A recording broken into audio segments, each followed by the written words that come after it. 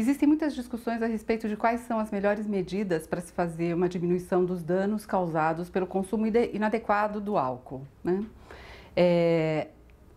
Vários autores do mundo inteiro consideram que a prevenção é o primeiro passo, o passo mais importante, o passo mais eficaz que se pode fazer dentro de uma estratégia mais ampla de prevenção do uso indevido do álcool, né?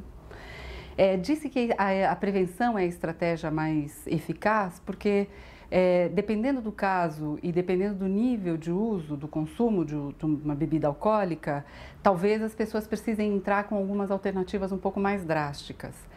Mas essas alternativas devem ser aplicadas para uma população muito restrita, uma população muito pequena e para a enorme maioria da população de pessoas que vão ou não consumir álcool na vida, e pensando então em termos de políticas públicas, a gente tem que pensar na prevenção em primeiro lugar.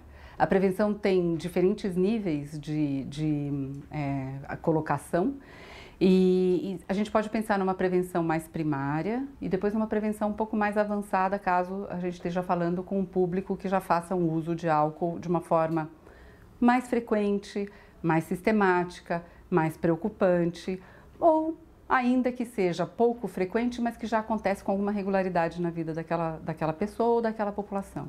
Então existem basicamente essas duas abordagens, ou pensando em estratégias de prevenção para o indivíduo, ou pensando em estratégias de prevenção para o ambiente geográfico físico aonde esse indivíduo se insere. Então a prevenção, ela não busca, como muitas pessoas erroneamente pensam, ela não busca garantir a inexistência do consumo de álcool, por exemplo, quando a gente está falando da prevenção do consumo de álcool, né? Se a gente pensar que a prevenção do consumo de álcool vai garantir a abstinência no consumo de álcool, a gente está errando. A prevenção, ela não fala disso. A prevenção, ela quer dizer o seguinte: a gente vai começar de idade mais precoce possível, discutir, problematizar, por assim dizer, com as crianças e depois no seu desenvolvimento etário, quais são os comportamentos, quais são as atitudes, quais são as crenças que podem fazer bem ou podem não fazer bem para a vida de cada um em determinado aspecto. Por isso a prevenção, ela é tão complexa, apesar dela não ser difícil. A prevenção é bastante fácil, mas ela é trabalhosa e ela é complexa, porque a prevenção, ela é deve ser dirigida a cada alvo específico, a cada um, a cada indivíduo. Às vezes, por exemplo, o grupo escolar, né? A comunidade escolar pensa num programa de prevenção. E é importante que se pense um programa de prevenção único. Só que quando ele é aplicado, por uma questão estatística, ele não vai alcançar uma certa porcentagem dos alunos daquela escola. Isso não significa dizer que o programa, o projeto desenhado foi inadequado ou ele fracassou, qualquer coisa assim. Pelo contrário, isso prova o sucesso do projeto, porque o projeto atendeu um grande número de alunos e deixou alguns alunos ainda na expectativa de que alguma outra coisa fosse feita, porque a prevenção, ela precisa ser dirigida a cada um em particular. Então, por questões estatísticas, um grande número de pessoas se beneficia de uma abordagem, mas a gente ainda vai ter aqueles outros que vão precisar de alguns ajustes nessa proposta inicial para que se faça uma abordagem específica para as necessidades de cada um.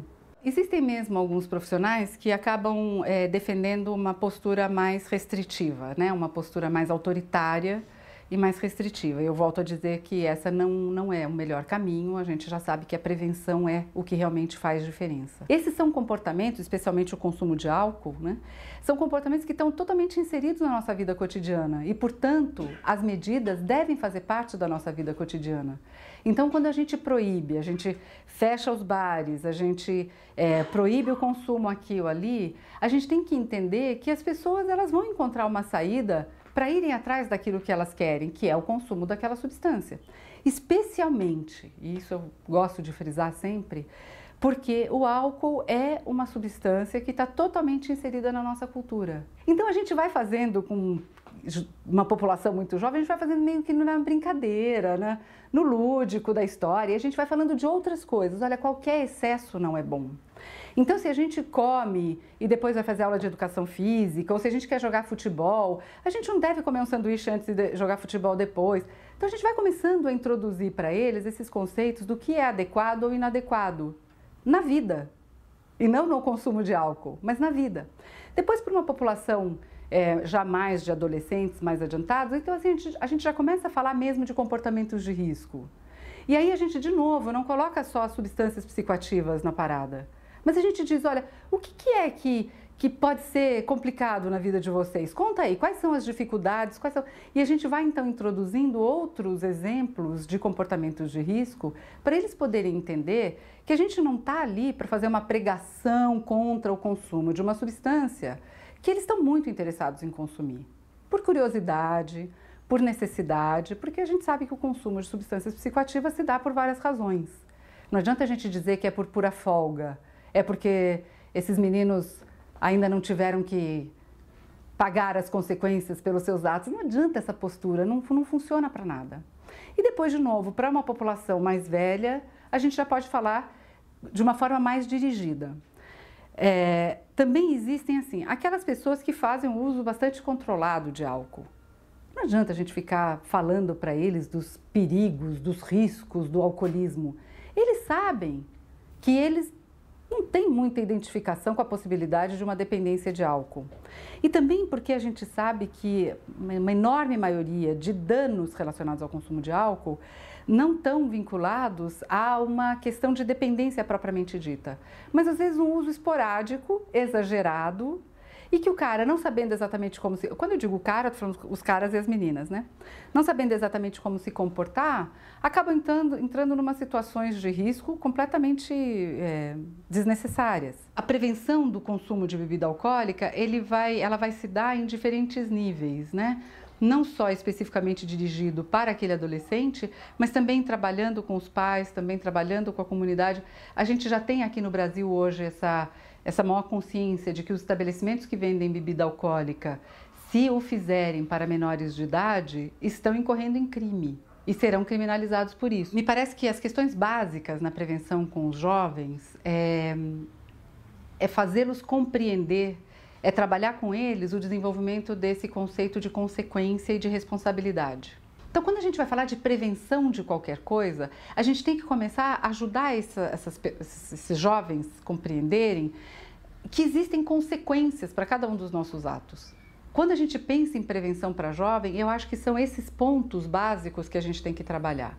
Entender que eles realmente não são capazes de antecipar situações, ajudá-los a diferenciar a vida virtual da vida real e ajudá-los a desenvolver um comportamento responsável por conta de uma maior autonomia e independência. Responsabilidade de educar para o consumo responsável do que quer que seja é de todos nós.